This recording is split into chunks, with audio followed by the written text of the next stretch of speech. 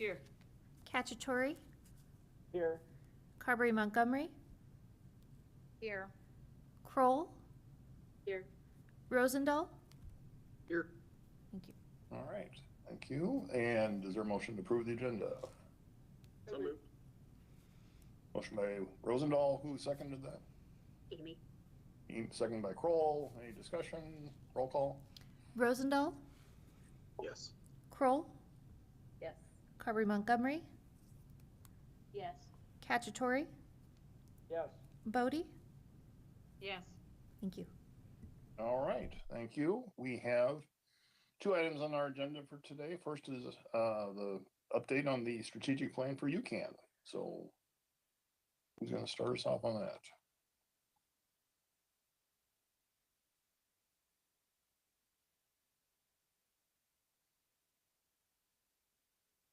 Hello, Mayor. This is John. Nicole, can you confirm that Elaine Vargas with UCAN is on?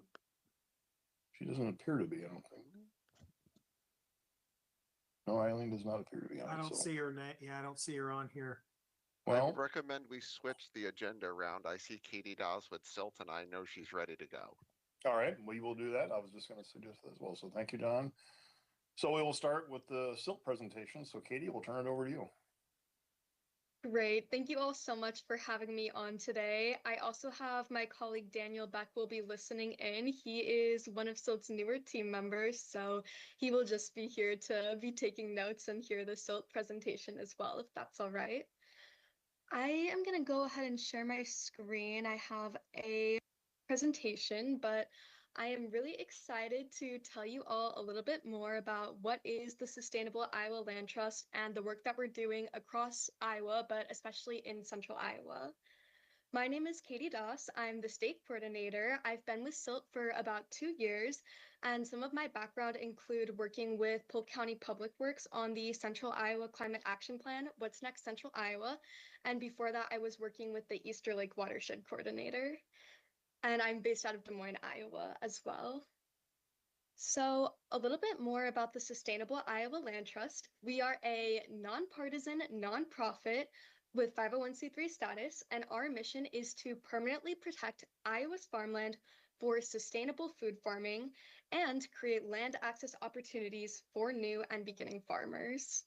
A land trust is the only kind of nonprofit organization that can make a forever promise on land it doesn't own, and this promise is called an agricultural conservation easement.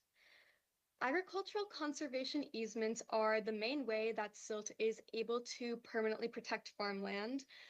But other ways that we can also protect land is through an agreement called a reserved life estate agreement, which is an agreement between a landowner and SILT that says at the time of the landowner's passing, that land is then donated outright to SILT. And we can also acquire farms through outright donations. So some of our farms are permanently protected with easements and some of our farms we outright own. Since its founding in 2015, SILT has protected 16 farms across the state of Iowa, totaling about 15,000 acres, and we are just getting started. With our Circle Our Cities campaign, we are working to target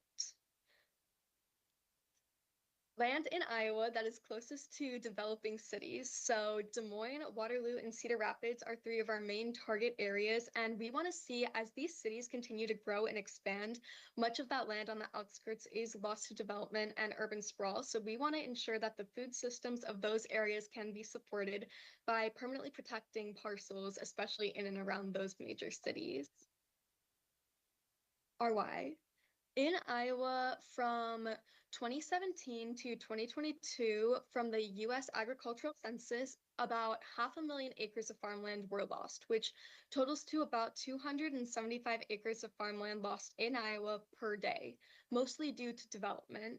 And despite being more than 85% farmland, Iowa imports 90% of our food. So our main focus with protecting this land is to ensure that we are supporting our food systems and managing that land as sustainably as possible. I also included the 2025 Iowa Food System Coalition scorecard. It might come up a little bit smaller on your screens, but some statistics that I want to highlight is that for every $1 spent on Iowa grown food, it generates $1.94 in economic activity, and that there are about 1,461 farm and food businesses active in Iowa's local food economy. But this makes up a very small percentage of the land use in Iowa. 0.04% of Iowa's harvested cropland is used to grow fruits, nuts, vegetables, and berries, which is about 9,399 acres. So it doesn't take a lot of land to grow food. So our goal is to make sure that we are just setting aside small parcels of land to support those food systems. A little bit more about silt conservation easements. What that actually means is it is a legal document tied to the deed of the property that says that land must be in sustainable food farming in perpetuity. So no matter who owns it, whether it's a landowner, maybe that landowner's next of kin, or a new and beginning farmer, as that property continues to change hands, that land has to stay in sustainable food farming. And with this conservation easement, it typically devalues the land by about 40% because that land is restricted, so it can no longer be developed or used for a different purpose. But that's not necessarily a bad thing because this ensures that that land can then be accessible for new and beginning farmers. And Silt is able to lease or sell to farmers at a much lower cost than what that farmland would normally cost. And with this protection, it qualifies landowners for different types of financial incentives. So one example is the 17-year 100% deduction of their adjusted gross income at the federal level, or up to a 20-year $100,000 Iowa state tax credit. But of course, we always recommend that landowners speak with their attorneys and make sure that these tax implications are applicable to them. One program that we're also really excited about is the ASEP ALE program, which is a USDA program that stands for Agricultural Conservation Easement Program - Agricultural Land Easement, which is a mouthful, so we usually just say the ASEP ALE program. But this program makes landowners eligible payout when they permanently protect their land at silt. So say that a parcel of land was valued at $200,000 and the easement brought it down to around $100,000. With this ASEP ALE program, they could apply and be eligible for about $50,000 in compensation. So they could be awarded up to 50% of the devaluation of the land. So this is a really great program for landowners who maybe have heirs that they don't necessarily want to disinherit, but still want to permanently protect their land. So they're able to recoup loss. The main reason that folks usually choose to permanently protect their farmland with silt is for peace of mind. Many of these landowners have been farming for generations. They're often century farms, and they have really deep connections to this land and the way that they've been stewarding it. And they want to ensure that their land continues to be stewarded in the way that they have been throughout their lifetime. And so it's a really great way to protect land from zoning changes and from development and ensure that the next person that owns this land, even if they don't know the next person to inherit this land, they will still be abiding by the terms of the conservation easement. So it's a way to look 100 years in the future and ensure that we're still protecting our food systems and managing the land sustainably. So I've mentioned sustainable agriculture a couple times. Generally, what we mean by that is practices that work in harmony with the land rather than depleting it. So examples include practices that improve soil health, improve water and air quality, and promoting energy efficiency. Silt works with farmers to create a farm management plan where they either obtain a third-party certification or they work to obtain a third-party certification. Silt farms are usually USDA certified organic, certified biodynamic, certified naturally grown, or animal welfare approved, or Food Alliance approved. But we are working with landowners to also do a silt alternative certification where if a farmer finds that maybe one of these third-party certifications doesn't necessarily give them access to a market or add value to their product, then it might be a better option just to have Silt do a more in-depth monitoring visit. So that's also an option if they don't want to pursue a third-party certification. Since food farmers already face so many barriers to starting their operation, we're trying to make it so that we're not creating an additional barrier for them. And farming on silt often benefits farmers because we use a 20-year auto-renew lease, which is the longest lease allowable in the state of Iowa. So basically what that means is as long as the farmer is not violating the terms of the conservation easement, silt is locked into that lease, but that farmer isn't. And with that 20-year auto-renew lease, they have the ability to make long-term investments in the health of the land. Oftentimes, if you're renting out land for food farming and you have, say, just a handshake contract or a year-to-year contract, it makes it very difficult to invest in the long-term improvements of that land because you don't know if you're going to be farming it next year. So this is one mechanism that we have in place to make it more feasible for farmers to invest in the long-term health of that land. And again, because the easements devalue the property on silt-owned land and on silt-protected land, those leases are 40% lower than the surrounding properties. And the same is true for land that we might sell to a new and beginning farmer. Over the last 3 years, we had been working on a USDA grant with three different organizations through the state of Iowa, but unfortunately this grant was actually canceled just 2 weeks ago. So we're currently working to figure out what our plan is going forward to ensure that we don't leave behind these projects and making sure that we can still continue to work with folks who have farming skills and are new and beginning farmers to make sure that they have access to land. The three organizations that we're working with are Feed Iowa First in Waterloo, Lutheran Services of Iowa Global Grains in Des Moines, and We Arose in Waterloo. And with these partnerships, they all have farm incubator programs. And so they're putting together business training for beginning farmers so that when they come out of those programs, they have all of the business skills and knowledge necessary to have a successful farming operation. And through our work with these organizations, we found the biggest challenge that beginning farmers face is by far land access. And so we're working to try and fill that piece of land access so that we can continue helping these farmers invest in the local foods economy and grow food for their communities.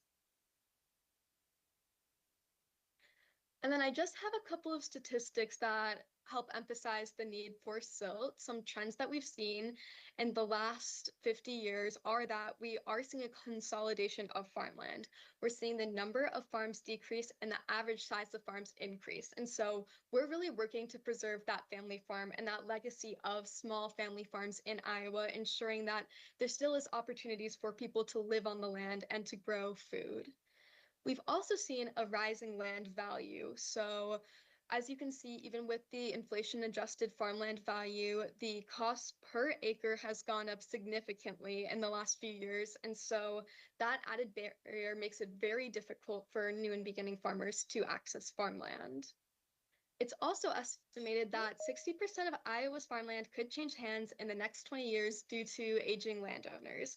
And so with this in mind, it's really important for us to think about what do we want Iowa's future to look like and what do we want to see for the future of farmland? As we start to see those farms changing hand in this great farmland transition, we want to make sure that there's still opportunities for new and beginning farmers and for people who want to grow food. So to switch gears a little bit, I also included a little bit of information that I thought might be more useful to you all. I currently am a member of the Des Moines Food Sustainability Advisory Committee. We're only about 2 meetings into this program, but I found some really great resources through that that might be useful for you all to see what other cities have done to make urban agriculture more accessible. The first one is a guide for local foods and municipal zoning in Iowa. So I've shared this presentation with some of you all. Hopefully I can get it out to you if you'd like to look into these resources a little bit more later. But this was put together that just says, here are some different options for what you can do to incentivize urban agriculture.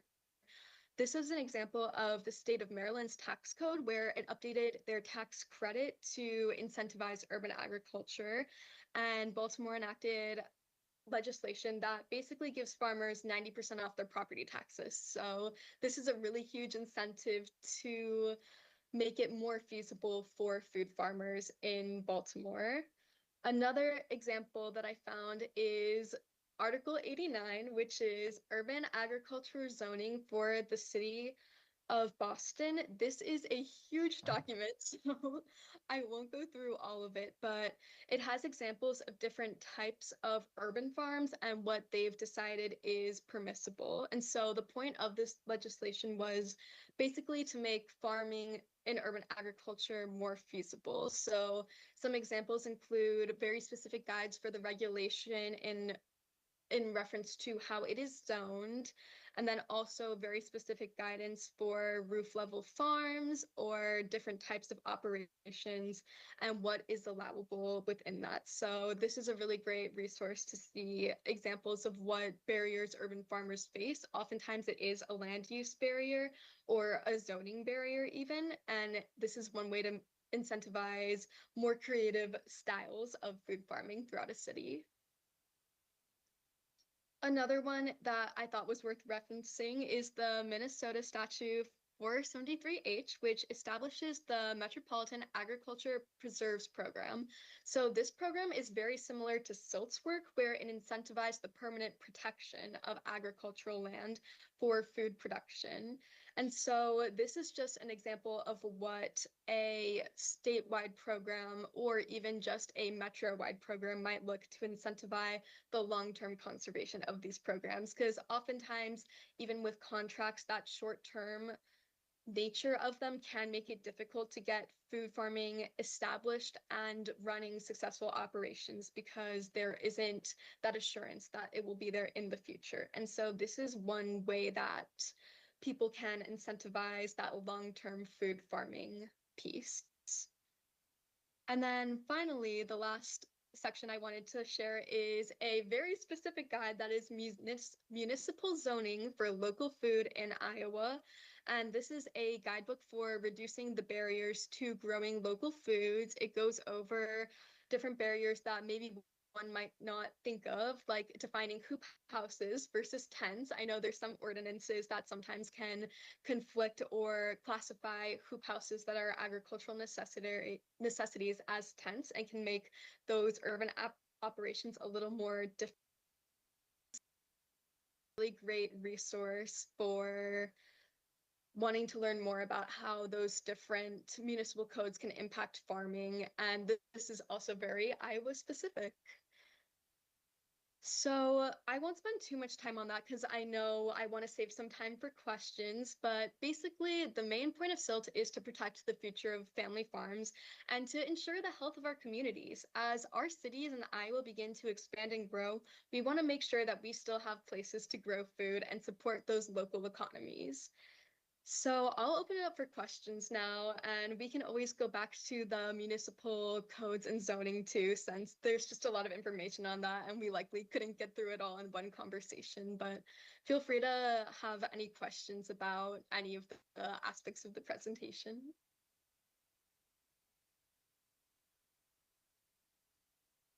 Well, I'll jump in since no one else is jumping in. I think that, urban farming and sustainable agriculture in urban areas is really important. I've watched what Des Moines has done. They have a lot more vacant land and things like that we don't necessarily have in the developed parts of Urbandale, and the parts of Urbandale that are still in agricultural use are still in probably traditional agricultural use, and eventually will likely be developed. But if you've looked at Urbandale at all, how could we encourage urban farming? We were able to, change our ordinance to allow a couple of chickens, and we brought back the ability to do beekeeping in Urbandale. One of the things I'd like to see is community gardens. I know our food pantry is putting one in, but I guess I'm interested if you've had a chance to look at, what we have here in Urbandale, like what could we do to be more supportive to local foods? Yeah, so I definitely will say I've noticed a lot of the farming operations in Urbandale are more traditional agriculture, and that's not necessarily a bad thing. Still does have a protected property that is in row crops, but it's USDA certified organic. And so that is one option that we do work with those types of farmers, but oftentimes like the things that you're mentioning, making it more feasible to have chickens or bees or those backyard operations are some of the ways that you can really incentivize those food farmings. For a place like Urbandale, a lot of it is going to be backyard farming and those types of smaller scale operations. Another thought too is I'm not sure your familiarity with Choose Iowa, but I do think there probably are opportunities to partner, especially with the local gardens. If you wanted to look into what it might mean to do a partnership with that, because they do the food purchasing programs where they have money allocated to purchase local food that then is distributed to food banks. I think that could be a really great opportunity, and we'll see what that program looks like after the legislative session that is voted on during appropriations. But I think that could be a really great space for growth, is working within the Choose Iowa program to do that local foods connection to the food banks and potentially schools, depending on what happens with the votes this year. Yeah, I have a follow-up to that. You talked about cities that have provided discounts on property taxes for food farmers. Is that typically tied to a certain amount of acreage? Or do you have the backyard garden and you get the discount?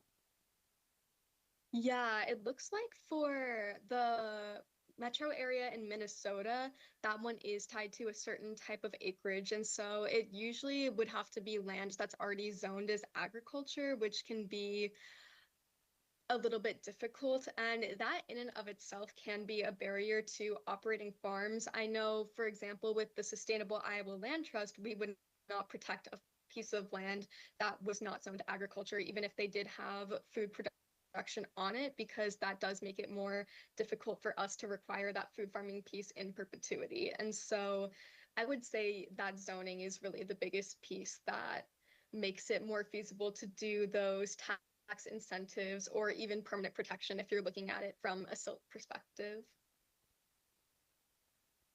I'm sorry, Katie, I didn't quite understand that, what you were just saying there. If it's zoned agriculture, that makes it harder to protect? That makes it feasible to protect. We wouldn't protect Feasible land to that protect, is okay, not okay. zoned agriculture. Sorry about that. I must have flip-flopped the No, order. you're fine. It's probably my hearing.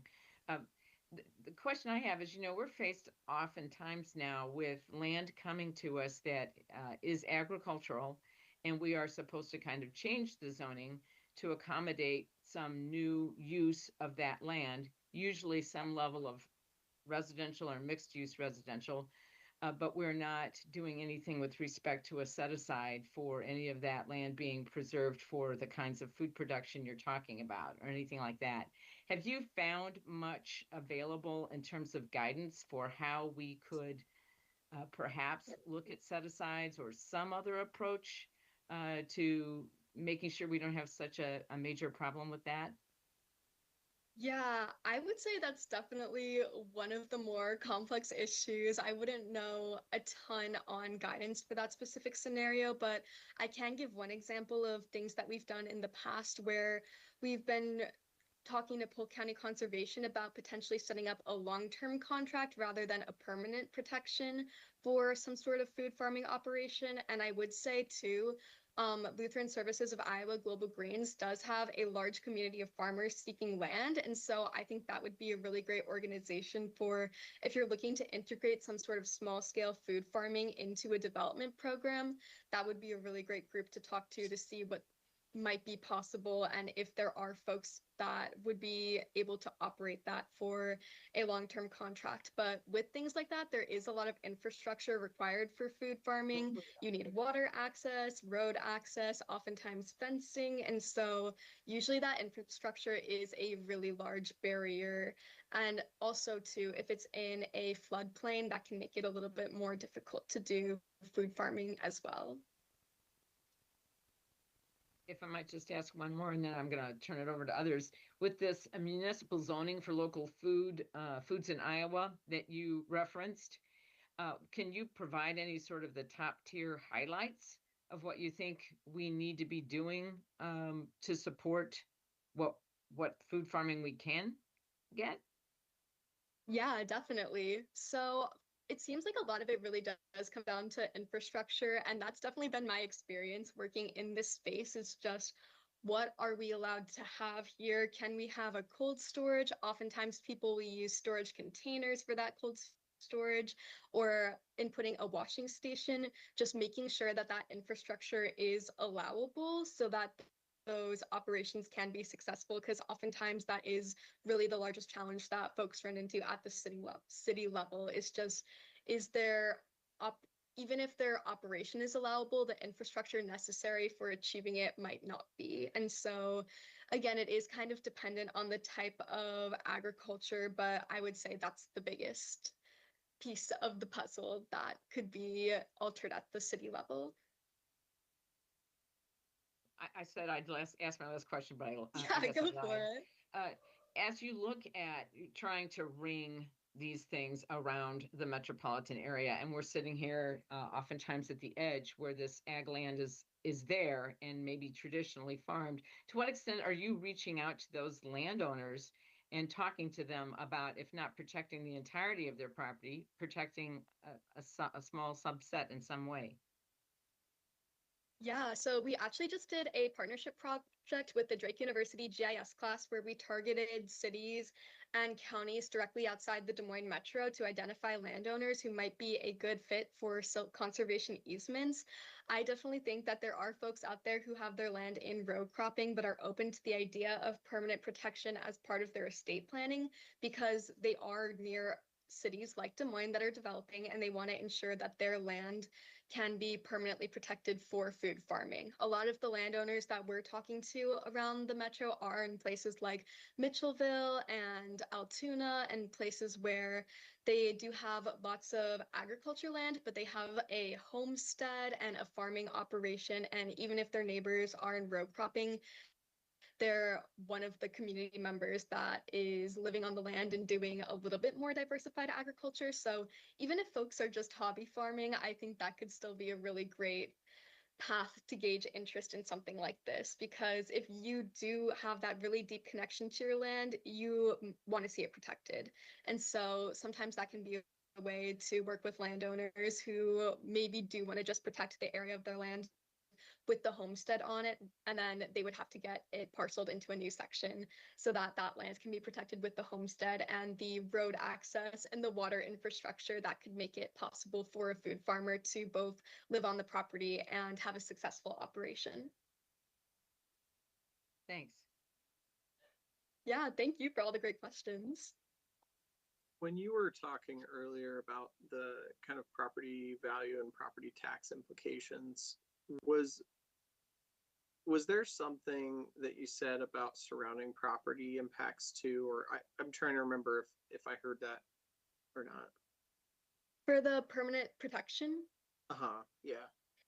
So in Iowa at the moment, there isn't an impact for the surrounding property. So if a piece of land was protected with a conservation easement, that would not protect the properties. And we can run into challenges with that too, because sometimes these properties are around conventional agriculture land. So we can experience drift, and that can make it difficult for those farmers to get some sort of third-party certification, depending on how rigorous the criteria is. But at the moment, no, it doesn't affect the property values or tax implications for the surrounding one. It's only the property that is permanently protected. Gotcha. Do you have examples of folks that have set up their easements with those surrounding properties that don't follow those same sustainability criteria, like is it something where they have to set back their crop planting a certain distance from the property line? Is it like, what does that kind of look like? Yeah, I mean, it really depends on who your neighbors are and how much they're willing to work with you. I would say our farmers have been very lucky. I mean, there's only 16 properties across the state of Iowa, but either they're far enough away from a row cropping operation where it doesn't have a large impact on their ability to farm or meet their third-party certification criteria, or they've been able to work with neighbors. Some examples too of what our silt farms look like are sometimes people will have vegetable farms. We have a farm in Atumwa that is mostly nuts. And so that's an example of a really successful orchard operation. There's a farm in Earlham that has chickens and different produce that they do. That's called Grade A Gardens. If any of you have ever been out there and heard of that farm, that's the one that's currently protected closest to this area. But people also do rotational grazing and livestock. So there's just a lot of different options for ways that folks can set up the way that their food farming is done. And I should also add, CRP is very compatible with our easements. So if someone wanted to put their entire property into a CRP contract, that would still be allowable with the conservation easement, as long as they had the intention of going back to food farming at the end of that contract.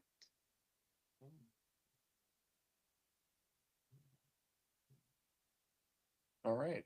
Any final comments? I do want to give UCAN some time in here too, so I'm trying to be respectful to everybody here, but That's a Katie, quick thanks question. for a great presentation. I'm sorry, Joe, go ahead. Thank you so Yeah, much. you know, I had a really quick mechanical question for you. These conservation easements, is that like a covenant recorded on a deed? How does that work mechanically? I'm just curious. Yeah, that's a great question. So they are huge 50-page documents and they are tied to the deed of a property, and they will be zoned for the agricultural area, the homestead area, and then they also have the ability to zone a natural area if there's a wetland, but at the moment, none of our easements have a natural area that is restricted in that way. Great, thank you. Thank you. All right. Thank you very much for the update and the information. That's good information. So thank you, Katie. Thanks, Thank you Katie. so much for having me.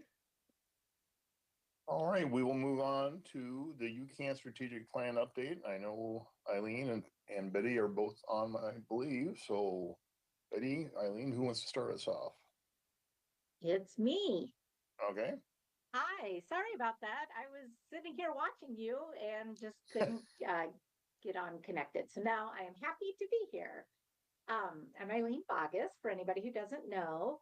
And I think today we're just going to talk about our strategic plan for 2026. We developed one in 2024 and 2025, and now we're moving on to 2026. And we now full 9-person board. We have Betty Devine, who is our president. She's retired director of Polk County Community, Family, and Youth Services. Gail Koppel, who is the treasurer and vice president, and she's retired Iowa Innovation Council liaison. Sarah Cullinan's our secretary. She's a retired Urbandale School District teacher. Michelle Hamilton is a social worker at the high school. Corey Holland is the president and CEO of the Dana Insurance Company. Sarah Bergamo, who's assistant vice president for Nationwide Insurance. Jen Munoz, founder and director of Texturist Interior Design. Julie Fagenchew, who's the executive director of Project Iowa, and Nathan Gast, who's the pastor of Urbandale Baptist Church. So we have a really, really well-represented board, and I'm very excited about that. We have made some committees. We've changed our committees in 2026 for government, of financial oversight, fundraising, programs, and marketing. All right, now what you want to hear from us is what is UCAN doing in 2026? So our number one concern is revenue generation. We need to create fundraising and stewardship plans so that UCAN can stay in business. We currently need to raise $35,000 in order to cover our expenses for 2026. So we have a lot of work to do in a short amount of time to do it.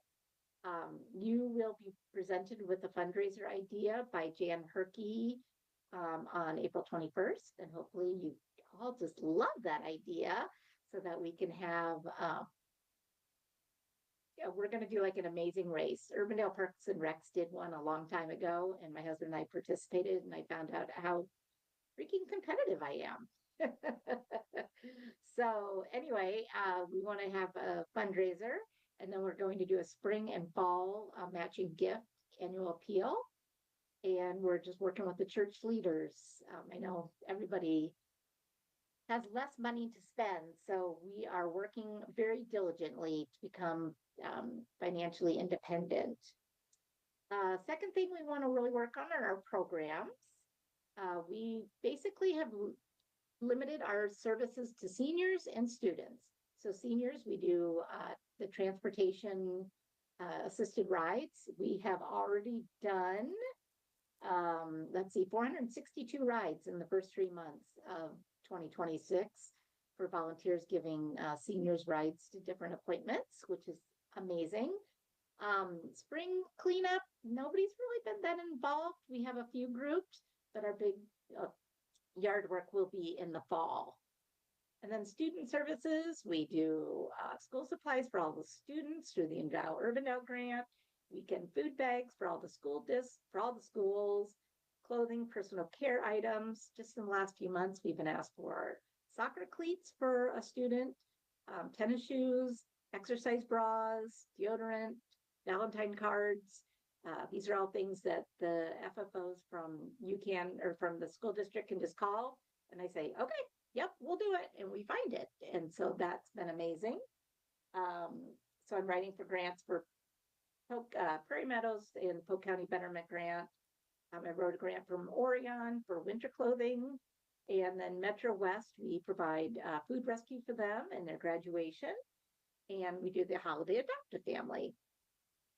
Third strategic item is storytelling. We have written for an Allegra grant in order to update our website to give more of what a story UCAN does, interview some seniors, what a day in the life looks like at UCAN, so people can better understand what is UCAN and how we support students and seniors in our community. And then we have community partnerships. I got the Ministerial Alliance together with Patty at the food pantry in January. And then Nathan Gast, who's the Urbandale pastor, he and I are going to work together to what is the Ministerial Alliance? Why is it so important? So we're sending out a survey to all the church leaders, and that's going to start up again in May, which I think is amazing because for one in January, churches were like, what? Gas cards? Who does this? What does that? So we want to know what every church does, and are we doing tasks that somebody else is doing? How can we join together to form better alliances? And let's see. And I work with the school board, the FFOs, the food pantry has monitors there. So we're getting, when we have our more marketing branding to be on the food pantry so that people know we're here. And then just optimized oversight, the board manual, now that we have a full board, we will be nominating positions. We have to let Betty go eventually, even though we don't want to. So we will be doing that in November, where we are getting a hierarchy and so a rotation. And then, updated employee manual. We have an office manager now. Jesse's kind of been promoted to that. So I went through that pretty quickly. Does anybody have any questions about UCAN?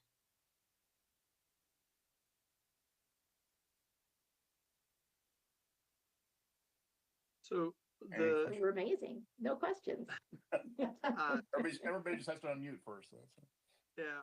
So earlier on, you said you were talking about the revenue generation and fundraising goal. Was that 35,000 was your goal for the fundraising, or? Well, no, total, we need to make $35,000. Okay. We know fundraisers we're mainly doing this fundraiser, if it gets approved, to get companies involved. And then the Amazing Race will just be in that little area, where the old Dairy Queen is, where you guys are working on that area, and we're going to work with Olmsted Urban House, the senior center. We want just like that 2-mile radius around, So we also want exposure for UCAN, but also exposure for all these little organizations or big organizations that are within a 2-mile radius of the UCAN office. Gotcha. We want So to make that it thir- as accessible as possible. So that 35,000 is more, is that more for like program support, or is that also like just general like pay and on? General like- operating expenses that you can't write for grants for. Mhm. The city, thankfully, we appreciate the city so much. The city, I believe, will be granting us enough to cover our rent, utilities, phone, internet, all that kind of items. But I don't do this for free. So anyway, so that's what we know what we're up against, and we have a clear plan in place so that we don't have the situation ever again. And we also have an endowment that we can get 25,000 from every year. So we have already gotten our 25,000 from the endowment this year.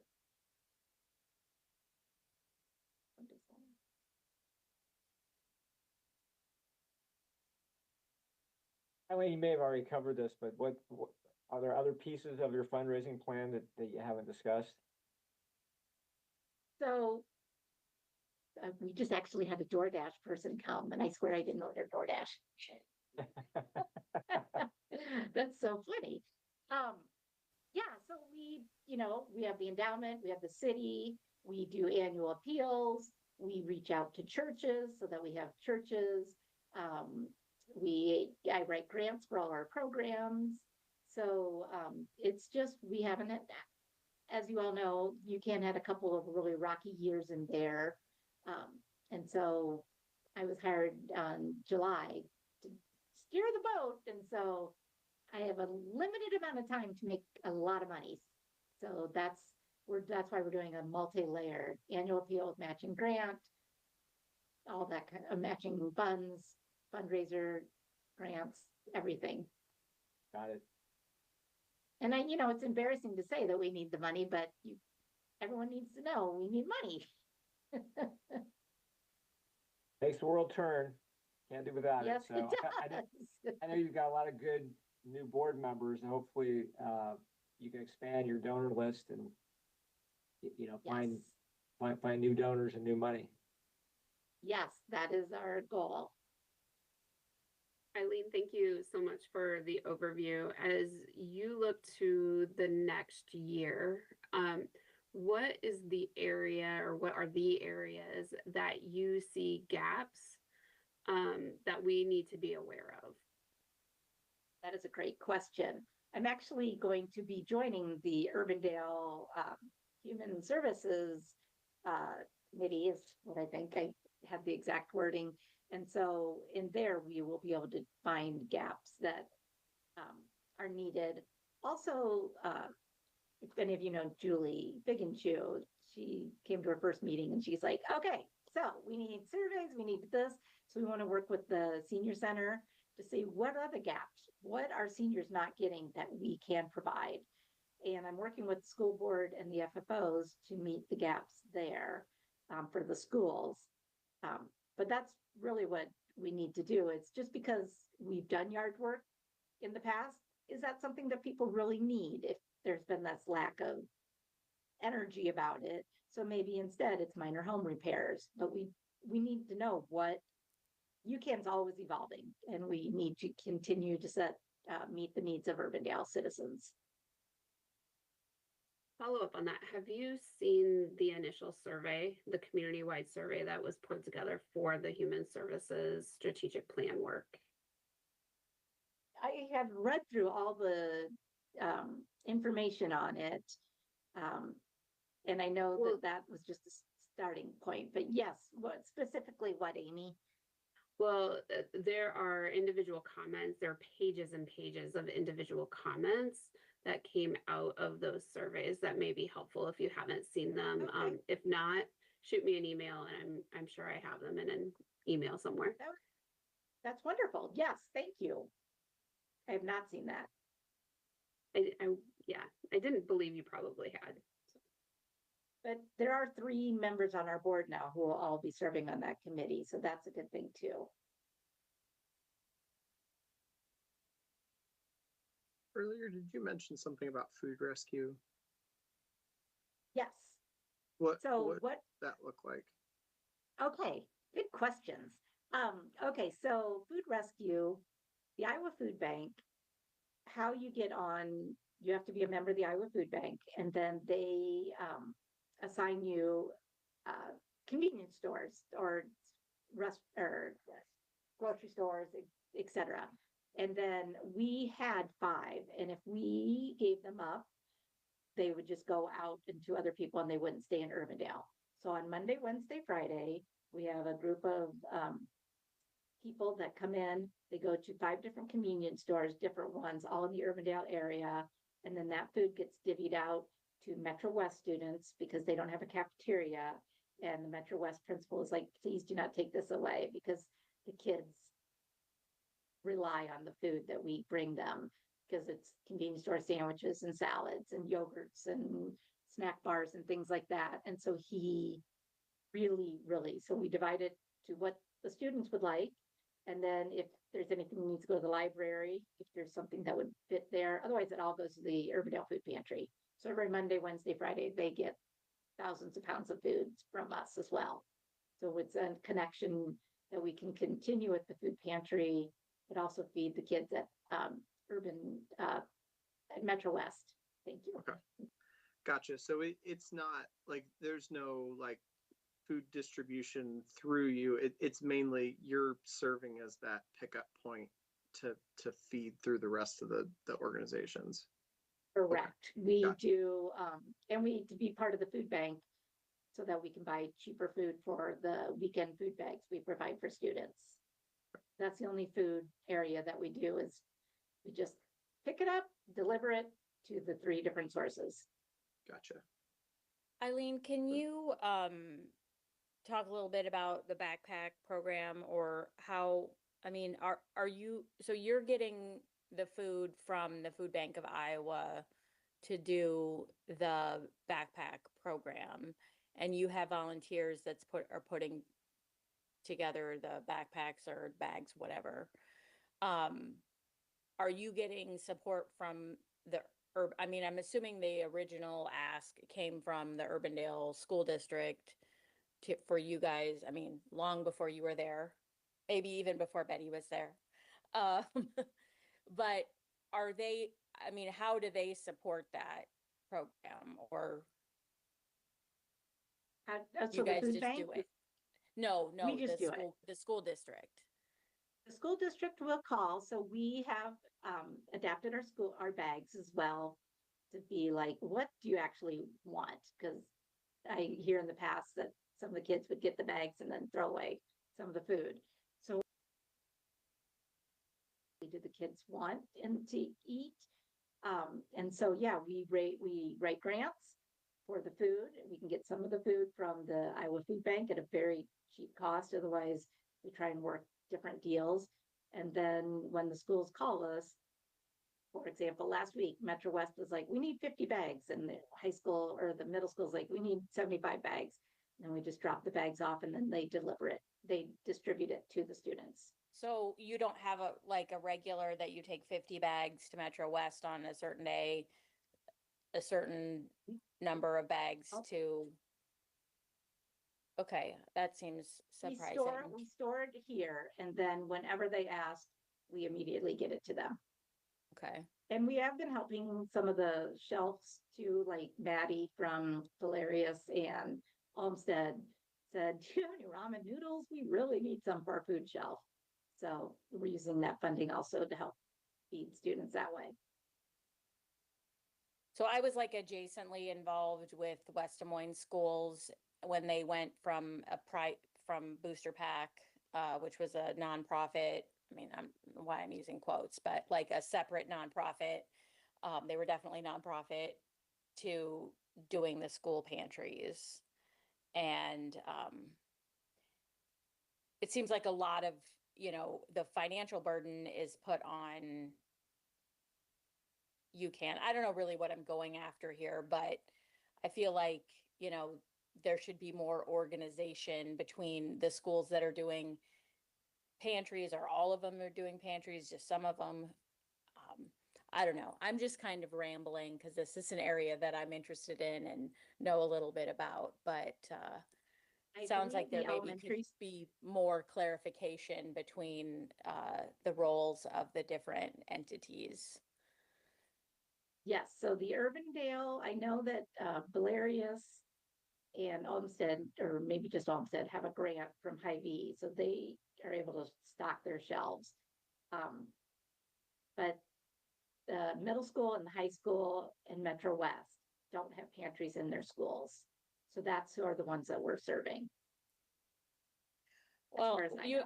we should talk a little more. Maybe we can have Blockbuster Pizza again, and talk some Sounds more. good. That was yummy. If you haven't been, downtown Urbandale, 86th and Douglas.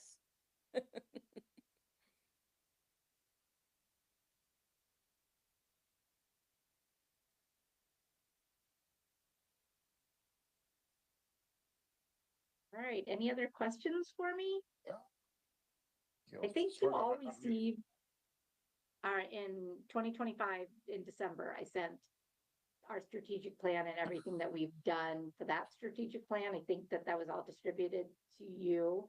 And I just sent Nikki this strategic plan, and I'm sure she has shown it to you, and our finances and everything, showing we are being as clear as possible what we're doing and what we want to do and how we're going to get there.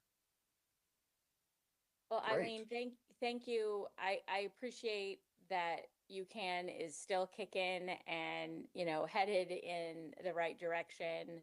I know it's been trying the last few years, and Betty's done a great job of getting you,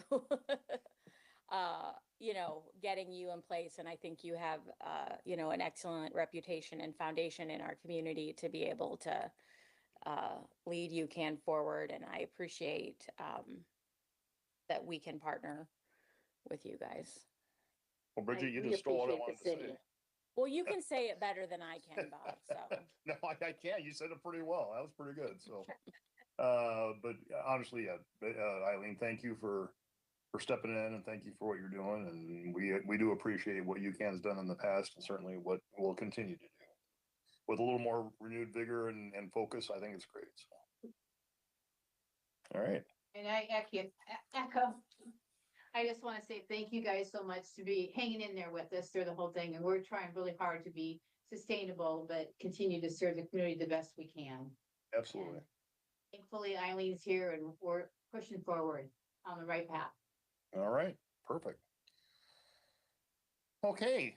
That was everything on our agenda. Anything else for the good of the order? If not, you'll get a little time in your day back. So I was just wondering if give any sort of update on the sinkhole. I know Derek had a great quote in the Register article yesterday. And it's not on our property, but it sounds like they're driving on the trail. So I don't know if anyone has an update. They are that they can driving on the share. trail, and there's probably some damage being done to the trail, just FYI. Yeah, I can get an update, Bridget, but basically what we know is it is a private property issue. So it's, our involvement is minuscule. Obviously, the barriers that were put up Saturday have our logo on them because there are barriers, from a public safety standpoint. But my understanding is the owners of the property are securing quotes to get it addressed. And so I'll double check with our folks with engineering and the water utility. And if there's anything substantive beyond that, I'm happy to share it with the council. Thank you. I appreciated Derek's comment in the article, but I was very surprised that no one yet has tried to blame us for not responding.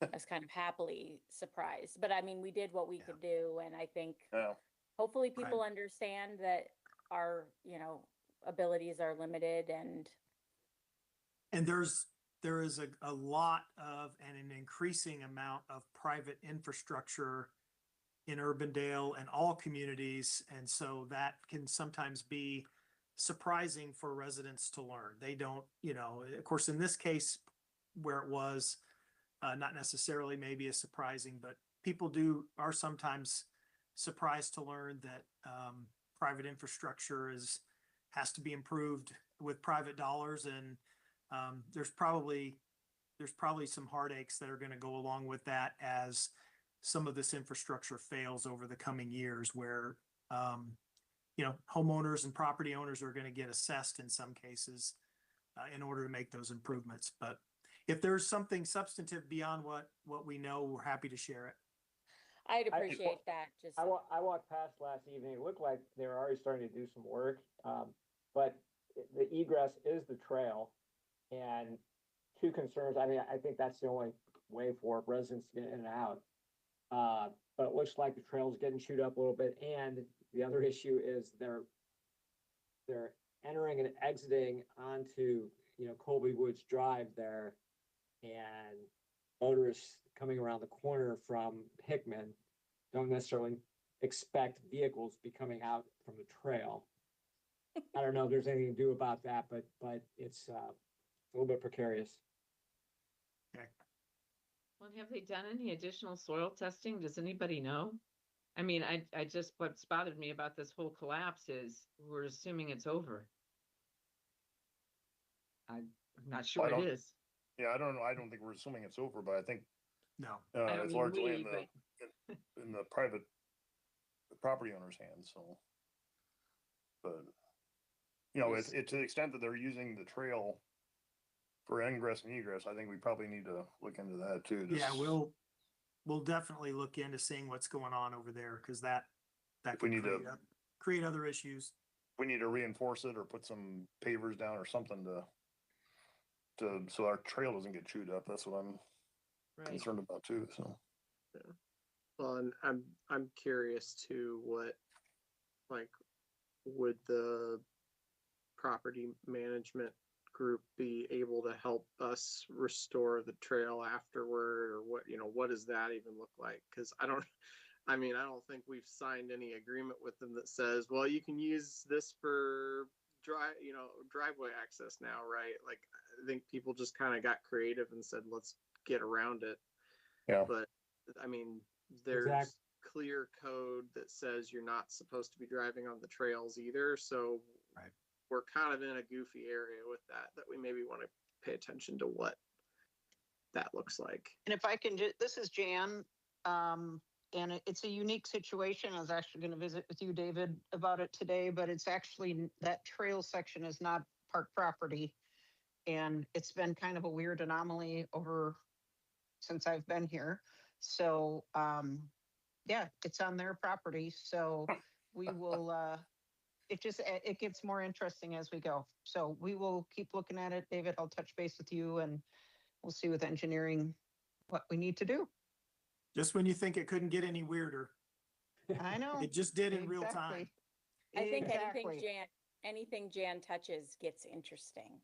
Yeah, I hope that's mostly positive, Bridget. For the good or the bad, mostly good. And Yes. Bridget, I sent you an email on the timing of the traffic signal, so you should have that copied to council. So got to be patient. It's gonna be a while. all right. Well, you don't have to Well. be patient. All right. Thank you, everybody. We stand